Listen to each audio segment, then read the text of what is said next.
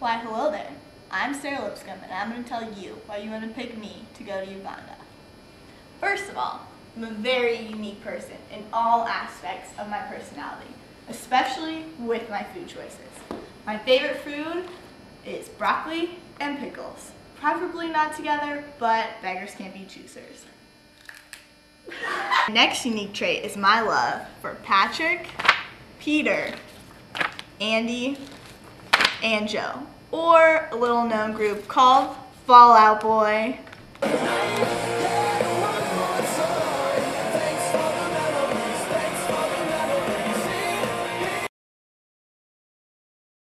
First of all, I think that the peace talks going really well. I really hope that works out and everything, but talks are only talks. Unfortunately, history has shown us that.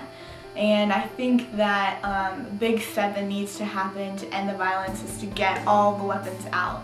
I think they need an official group, like a United Nations kind of group or something, to come in and collect all the weapons. They need to be destroyed. They need out of there.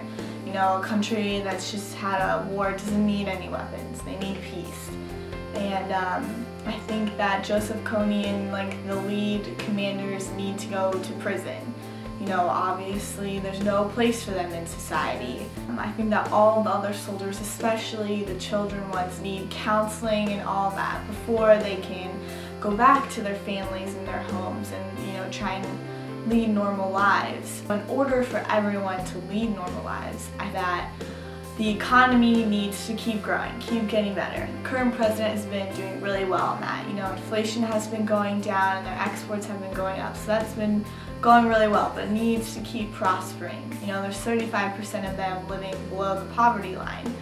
And if everyone's economically stable, there's no reason to revolt or have another war. And that's, I think, the really important thing after this war, the violence has ended, is to ensure that something doesn't happen again and that the people can just keep rising. And finally, they really need social stability. It's really hard with all the effects of the war, that you see, people have post-traumatic stress syndrome and everything like that. I think counseling, throughout the country, and I think, obviously the education, that's what Schools for Schools is all about. It's kind of like the breakup rule, when you're with someone for so long, it takes half the time to get over them. This is a 20-year-long war, it's probably going to take at least a decade, for things to start really getting back on their feet, for another generation to come in and learn from past mistakes and, hope that it doesn't happen again. So I really think that getting all the weapons out and boosting their economy and working with education and everything like that will really end the war in Uganda. Last year at spring break, I got to go with a group from my school to Costa Rica. It was the first time I'd ever been out of the country, and it was great. The people there, the culture, the kids, we actually got to volunteer at a school, and the kids, they were so great. Really opened my eyes to life, outside in the US borders. And a couple weeks after I got back, I saw the Invisible Children video, and I was like, whoa, mind blowing. I'm like, Uganda.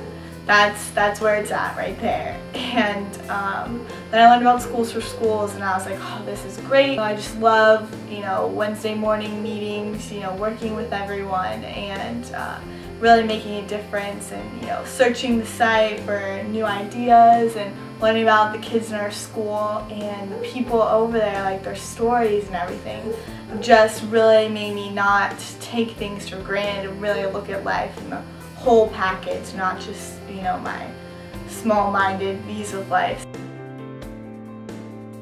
It's done so much for my community too. Everyone's getting really involved, coming out to our concert. Yeah. How's it going? It's awesome. Going good? Good crowd? Making money for the kids in Africa. That's what's up. Get it, girl. That's right. It's on a bake sale. Baking committee. That's right. Baker bakes like no one else. Bake. That's I made that. They know, oh yeah, that kid, the beeping heart and everything like that. It's so great, for everyone to come together to help people, who've never even met before.